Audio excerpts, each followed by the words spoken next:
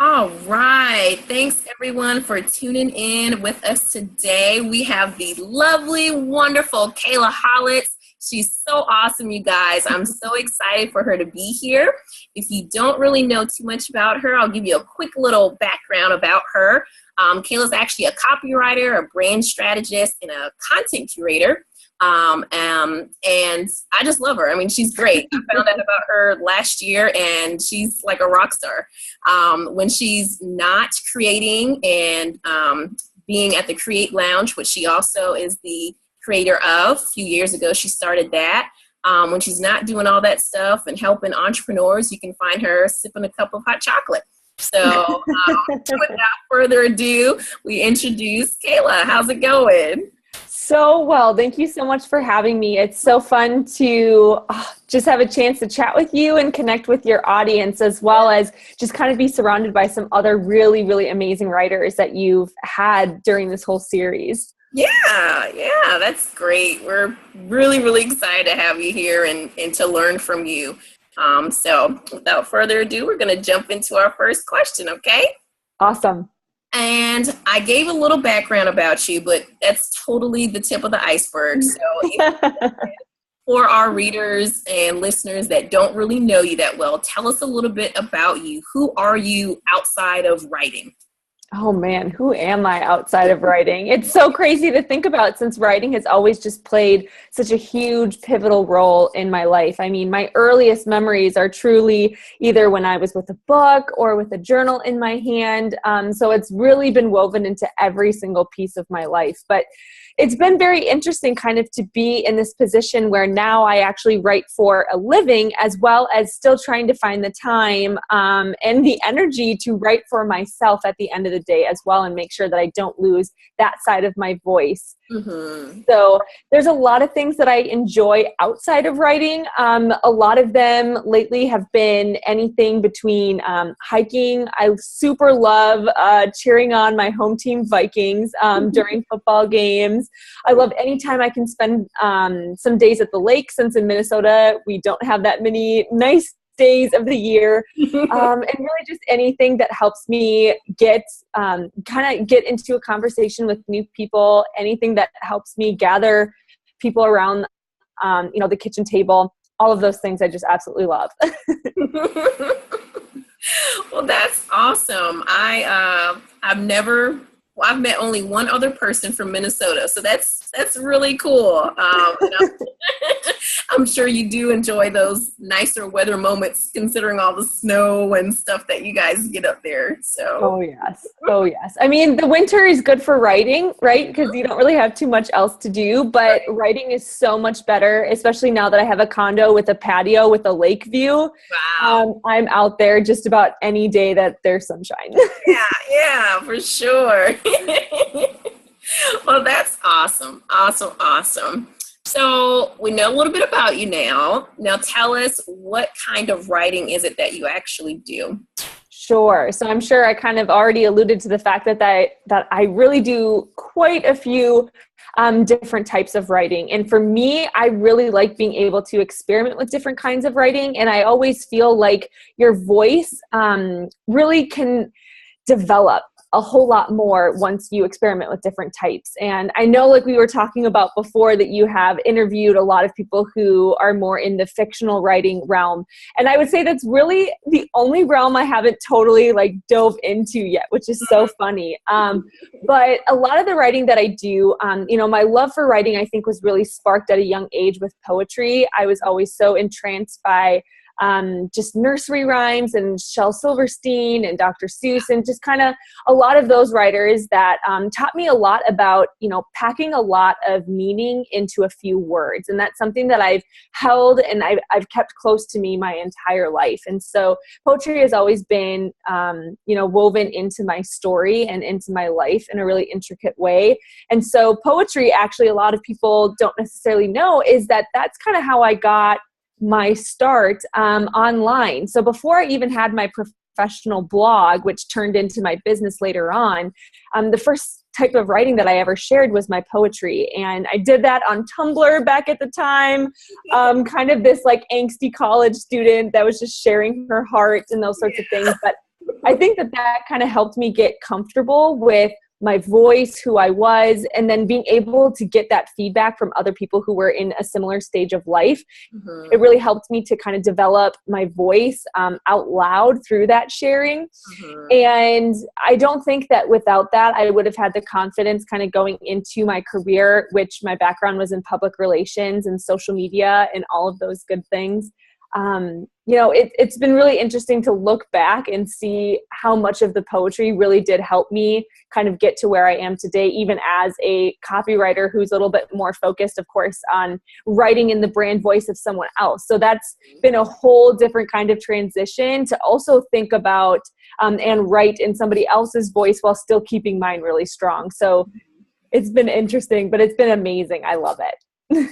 Awesome. Well, that sounds really challenging to say the Yes. like, oh my gosh, to be able, there are a couple things I want to touch on that you said. You talked about maintaining your own voice while still having to write in someone else's voice. I mean, it's challenging really as it sounds. Yeah. It can be really challenging. And I know a lot of people who know me know that I am a very introspective person. So I know myself very well. And I think a lot of writers can feel like that too, just because we live in our heads a lot. And so I do think being really rooted first in my own voice really helped me before I started to write in the voice of someone else. I think it would have been really easy to start to feel either doubt or comparison or something like that.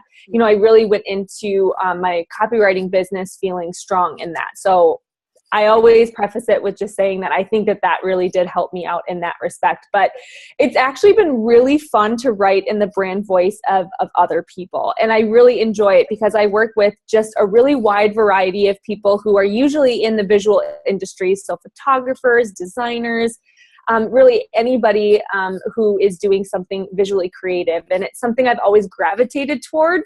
But again, I've always had a passion and a talent for writing. And so it's almost like I get to live out some of those other passions that I gravitate towards while not necessarily having to do it in that specific way. I'm able to just write about those things and learn more about them. And so it's been really fun to do that. And I will say something that's helped me along the way, which sounds so funny, and I always get kind of raised eyebrows when I say it, is that what I try to do for each of my clients is kind of switch up the instrumental music that I'm listening to in the background to kind of fit whatever their vibe is. So I've got some clients who, sometimes I listen to some like really cool lo-fi electronic kind of music in the background. Other people, it's totally like classical jazz piano. And then even for other people, it'll be more of like an acoustic indie kind of feel. So that really helps me in kind of just getting into that vibe of, just the person that I'm writing for. Wow, that's very interesting, but it makes sense though. It totally makes sense because everyone's different. They've got a unique perspective, and just having immersing yourself in, something close to their surroundings, it makes sense. So I like that.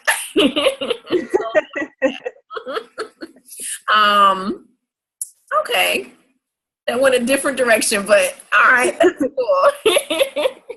So we know a little bit about the writing you do. You enjoy the copywriting, and it branched off from poetry. So that's really cool. Now, who is your ideal reader? Who are the people that you're wanting to read, and how do you feel like your writing best helps them? Oh, that's such a good question. And even kind of in thinking about this too, I think one of my passions has always been not necessarily just having one ideal reader. And I think, I think it depends on the different forms. I've got a little bit more of an idea of who that ideal writer or reader is. But I think that's one of the fun things about being a writer is that you can switch it up. You don't necessarily just always have to have the one person that you're speaking to. And so when I started poetry, that was really truly for myself. And it really wasn't until I started sharing that online and getting that feedback from other people and having them say that they started to see themselves within it.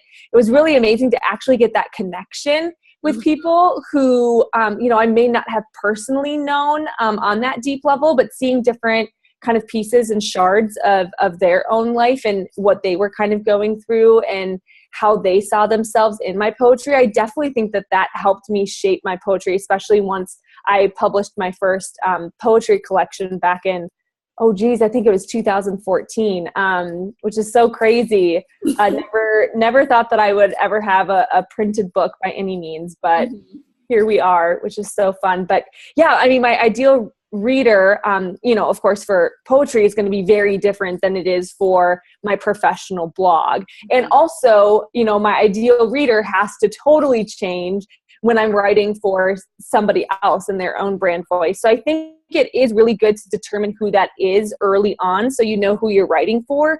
But I also think it's important to keep a lot of yourself within it too. Okay. And that's something that I struggled with when I started out. Like you, I started off just blogging about whatever was going on in my life at the time. And then, when I started getting more serious, I realized that, hey, maybe I do need to create some sort of ideal reader. And I at first thought something was wrong with having my ideal reader be very similar to who I am. But I took your course on finding your ideal reader, and I thought, okay, maybe that person should be closer to me, because I obviously know myself, right? And just be able to fuse some of those differences that some of my readers may share into that ideal person. So yeah, I totally agree with that, incorporating a lot of yourself into that. Absolutely. No. And I love that you say that you see a lot of yourself reflected in that too. Because I think one of the first things we think when we go through those exercises is, this person actually sounds a lot like me. And I think that that's okay, right? Because our writing is so incredibly personal. So yeah, it makes sense that the person that we're writing for has probably gone through similar experiences, maybe has a similar perspective. But like you said, there's always going to be those differences that are going to set us apart too. So really smart. Yeah. Okay. So you talked a little bit about in your childhood being interested in writing. Do you remember a specific moment maybe in your childhood where you were just like, oh my gosh, I've got to write? Like, do you have that moment? Oh my gosh, I absolutely do. And so I would say the very, very first glimmer of a moment was in my 4th grade class. My teacher at the time, Mrs. Peterson, one of the only teachers that I can actually remember. I just remember her just absolutely loving the arts and being really kind of one of the only teachers I had that truly, truly did let us experiment and kind of creatively,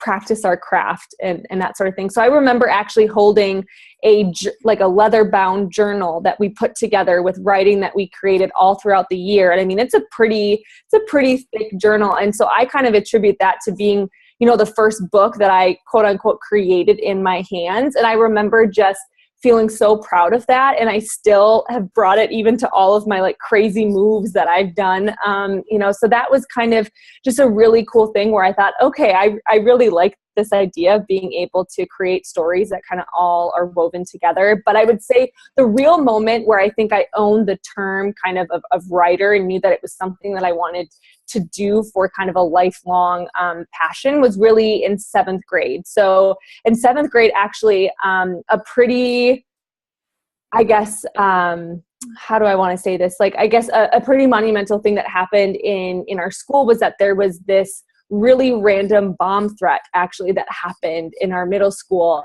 And I just remember being absolutely, you're a kid, so you're kind of terrorized about it. And I'm very much so an HSP, highly sensitive. And so I remember coming home and just feeling a little distraught about it. And my mom was like, just, like usual, she's like, go to your computer, go write it out. It'll be fine. So I wrote a poem about it. And then I guess my mom had found it on the desktop of our computer, and she had shared it with one of my teachers at the time. And then that teacher shared it with other teachers. And so I just remember, coming to school, and one day all of the teachers had it printed out on their doors, and they all had it hanging, and the principal had it hanging on her door. And I just remember that kind of being the first time that I was quote unquote recognized for really anything at all. And so that was just a really special moment for me to show that I could kind of turn something that was maybe a little bit more traumatic into something that other people could kind of express solidarity with. So that was kind of my big moment in feeling like, oh, I think I'm actually kind of good at this. And not only that, but this can be impactful to other people if I just am willing to share it too. Mm-hmm. Wow. I love that. That's really incredible. It's amazing how, different moments and different events that happen to us can lead us to where we are now, Absolutely. Gosh, that's so incredible. I mean, your mom's pretty awesome. She is definitely like, of course, the first thing I think is like, Mom, why did you go behind my back? Like, come on now. But no, I mean, without that moment, I mean, I really do believe that it was such a pivotal moment for me, and just knowing that this was something I wanted to pursue, no matter what the exact level of it was. Yeah. Wow. That's great. Great. Well, I'm thankful your mom did what she did, because I'm here talking to you now. Right? So what barriers held you back from showcasing your work initially? You can go back as far as, your poetry, or even something more recent. Sure. This is a really good question, because kind of thinking about it right now, I don't think I've necessarily had many reservations about sharing my work. I know that it has been a really big thing for a lot of people that I've been connected with, and it's something I haven't necessarily shared as much. I think just because I had such early memories of seeing people's perspectives and lives kind of changed by just words, especially since that's how it was for me. So to me, writing was always about sharing my work. But I will say that the real barrier that I had in writing was having to go back to my childhood and realize that, I had always been told that I could never make a living writing. It was a great skill to have. It was a great craft, like do it on your own, in your own time. It's not something that's ever going to be able to make you money. Mm-hmm. And so before kind of transitioning into my copywriting business, I was doing a lot of coaching and strategy at the time. And with my background in PR and marketing, I really loved it, but I felt myself kind of running away from all the things I wanted to do. And so I really kind of had to have that come to Jesus moment. With actually a friend over queso and chips one time, when I just said, all I want to do is write. And I don't know why I'm doing everything but that right now. Mm-hmm. So I had to kind of go back, relive a lot of those things that I had heard in the past, and had to get over those barriers of just realizing and kind of giving myself the permission slip, even just to try to do this for a living. And of course, it looks a little bit different than a lot of people.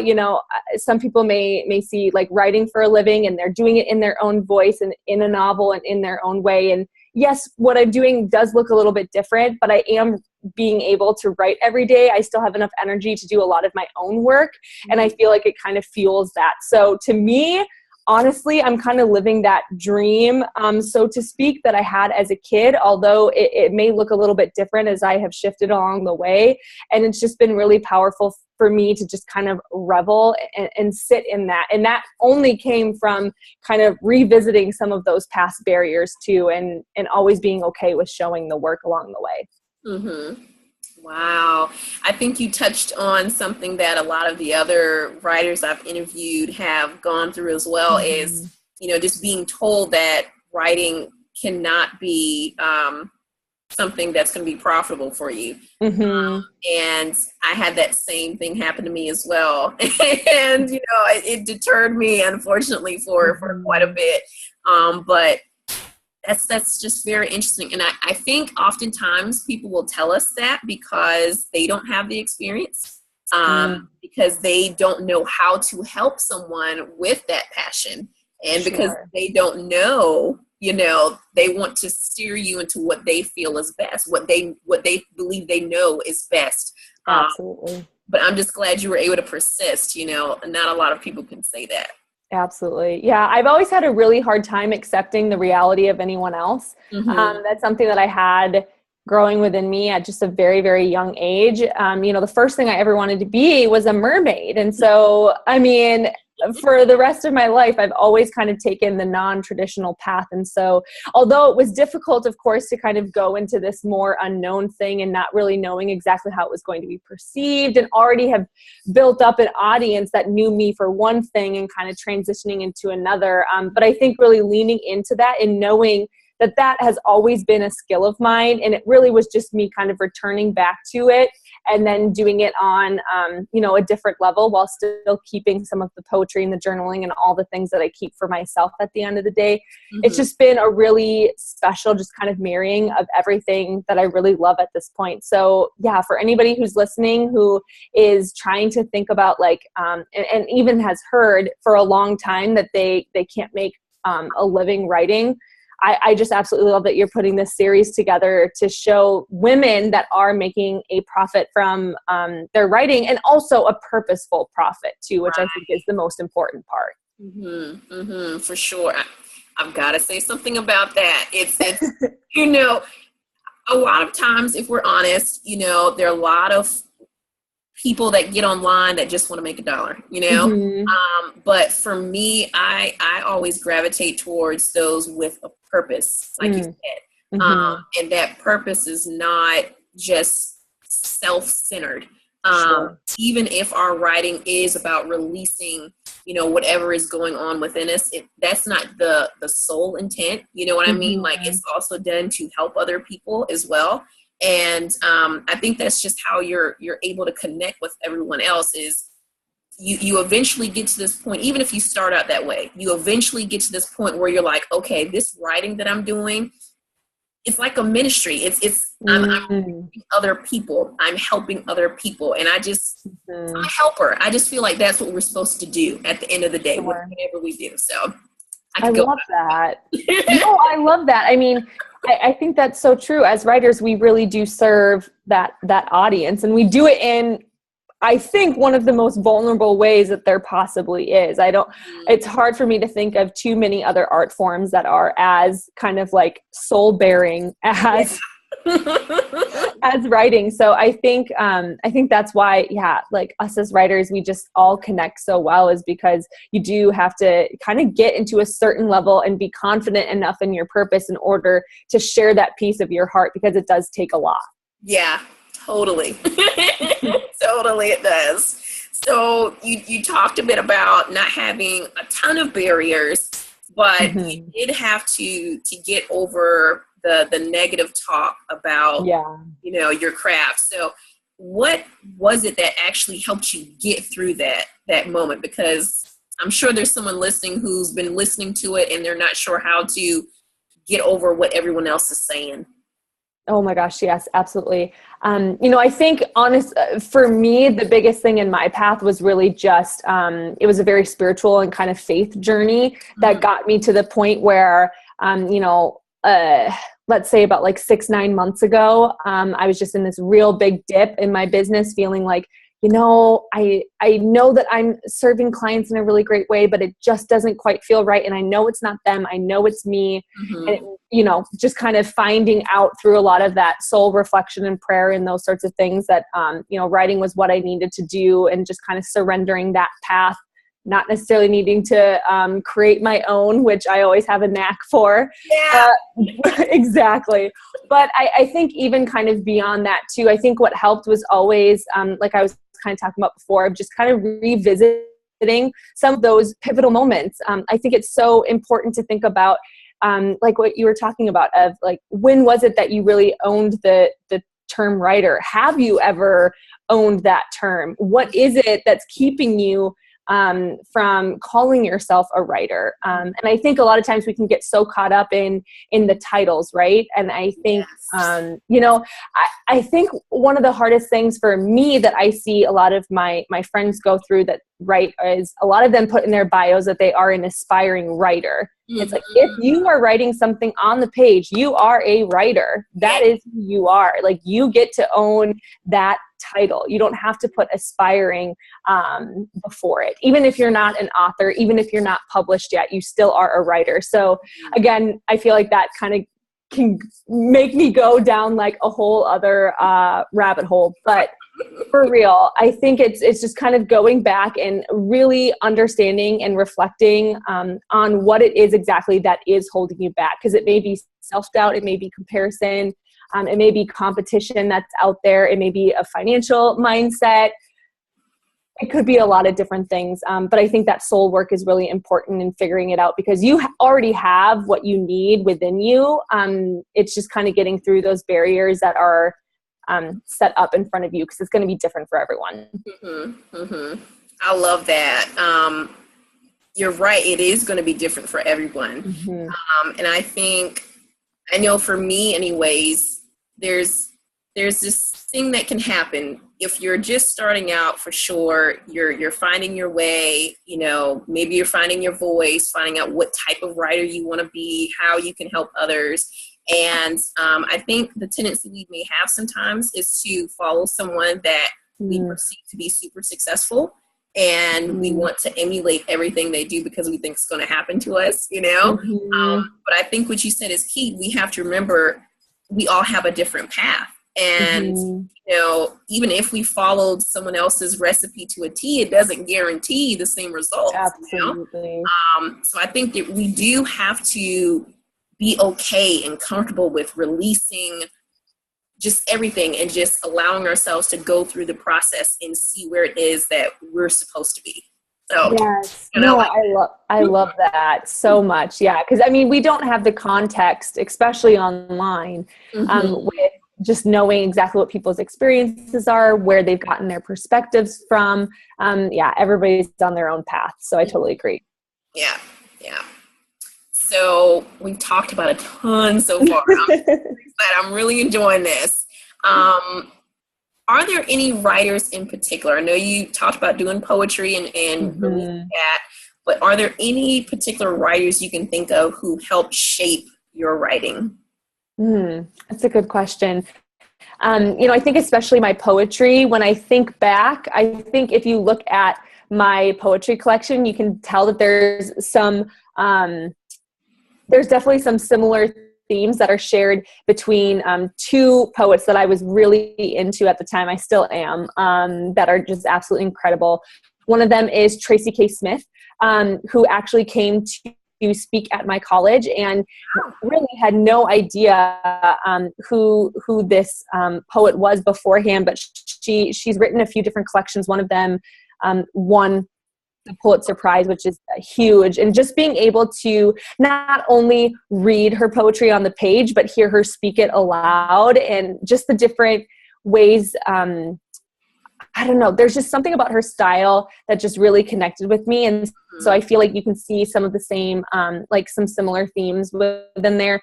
And then, on Tumblr, my favorite poet there has always been Shinhee Moon. And she writes a lot about anatomy and just really, really beautiful themes that, again, I think you can kind of see some of them woven into my pieces. So it's really fun to be able to look at that and see that there are influences, but again, it's not, like that complete copy or that total emulation. And it's so funny you should say that, because another writer I interviewed, she and I talked about that as well.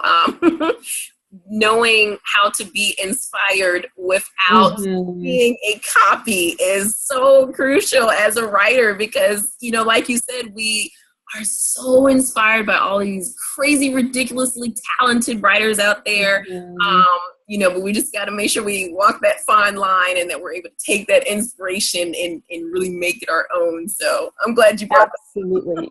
Yes. And I think inside, you can feel it, right? Like if you feel like something is a little bit too similar, I think in your gut. So I think it's a little bit of instinctual, and it's a little bit of learned too. And just realizing, I'm sure you have had this happen to you too. I've had different writers, especially kind of after showcasing my stuff on Tumblr and those sorts of things, where you see things where it's almost a direct copy from something. So I think also understanding that side of it, of what it's like to be the person who has been copied before, it helps you become a more intentional creator as well.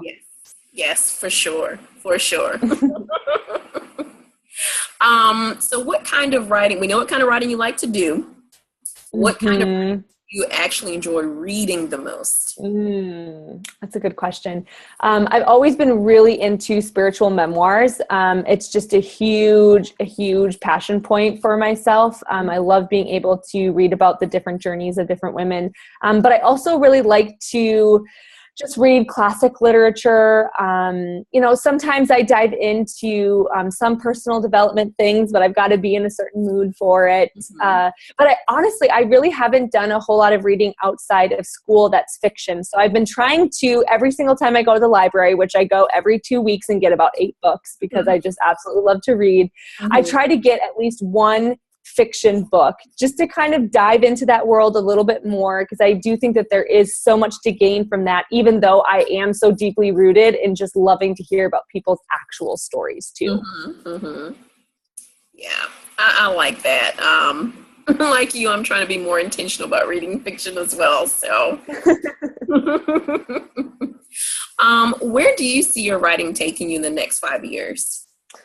That's a good question. I feel like I've finally hit a huge point of contentment, just kind of in how my life looks right now with the writing that I do for clients, the writing that I do for myself.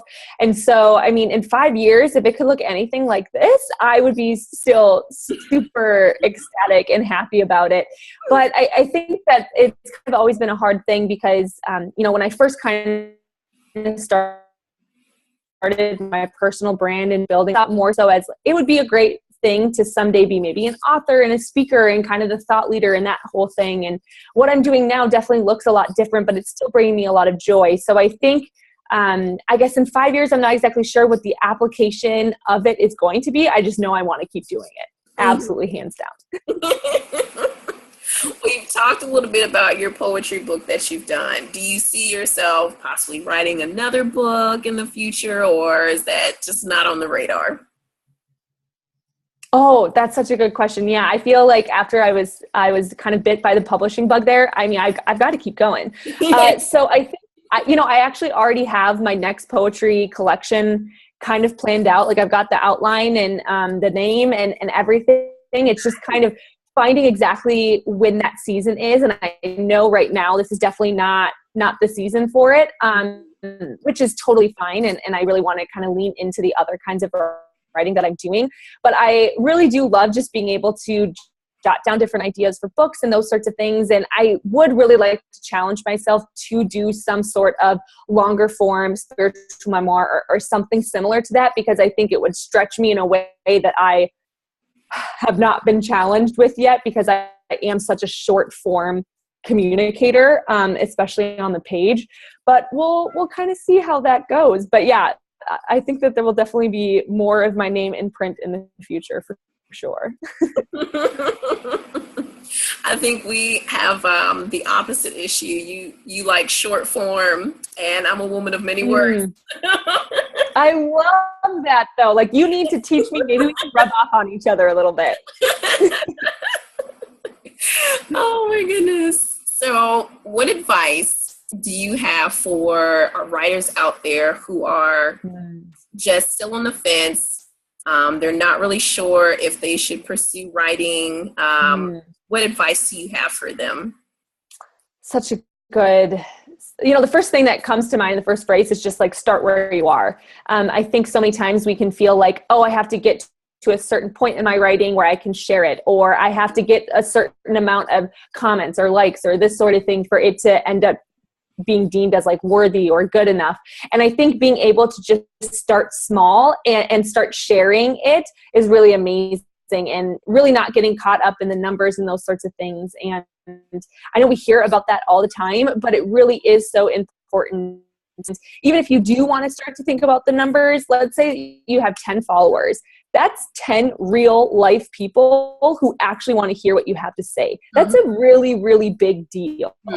So even as you start to grow your platform, remember, what it feels like to keep sharing those things and kind of building up that muscle, because it is something that you need to kind of grow with over time. But the more that you share, I think the more that you're able to grow, because then it's not necessarily just living in your journal or your own kind of computer.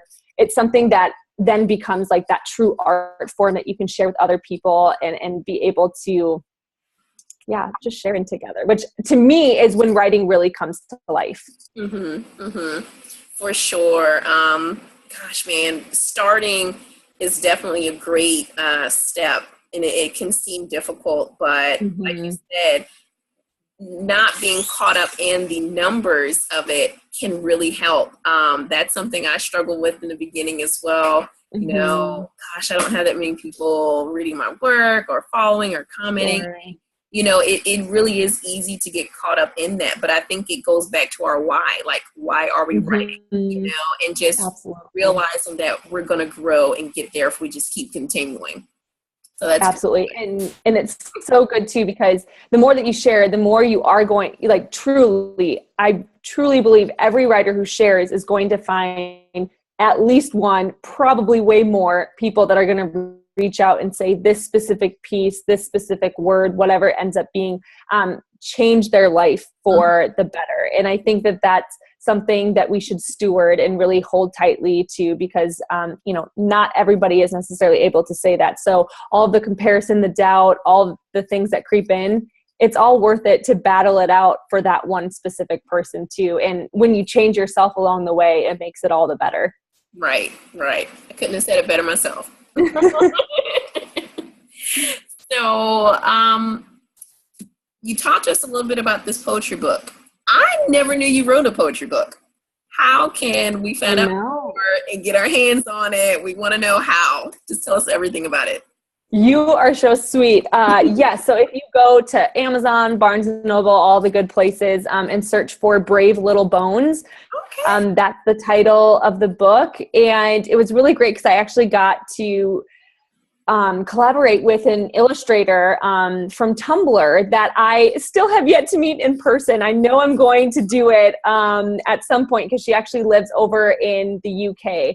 But it's kind of crazy to have had that experience to collaborate with someone else who, again, is so talented visually, but really was able to kind of bring that poetry collection to life. Since from a very young age, I always saw myself writing some sort of book with illustrations with it. So it was really cool to kind of be able to live out that dream, even though I wasn't necessarily able to be the one who was talented enough to do the illustrations myself. But I really call that poetry collection is really kind of my memoir set to poetry. I have always had a hard time, again, with the long form writing. So I really allowed myself to kind of put my memoir into poetry in that way. And so it's just been a really amazing thing, especially having new friends come over to my apartment and they're like, wait, that's your name on that book there. Like, did you write a book? Oh, yeah. Yeah, I did that in college. No big deal. But yes, it's so much fun. And I definitely recommend other people just kind of testing it out, especially with the self-publishing route, because you can really do just about anything. For sure. Awesome. So you've heard it, guys. If you want to check out her poetry collection, check out all the major hotspots, Amazon, Barnes & Noble. Make sure you grab a copy of it and support. We love supporting our fellow writers. Now, if you need copywriting done, content creation, tell us where we can find out about that and keep in contact with you. Yeah. Thank you so much. Yep. So for all things more, let's just say business, it's at KaylaHollatz.com. So just my name, super original. Yeah. But easy to find you. So. Exactly. Well, it's been a pleasure, Kayla. We've really enjoyed speaking with you tonight and learning a lot. And just thanks for taking the time to do this. We really appreciate it. Thank you so much for having me. It was so great to connect. Thanks. All right. Hope you have a great night.